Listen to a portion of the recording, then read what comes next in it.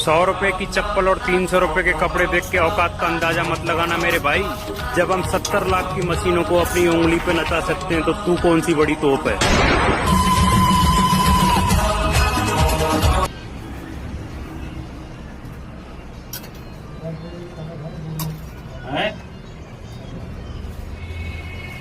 क्या हुआ?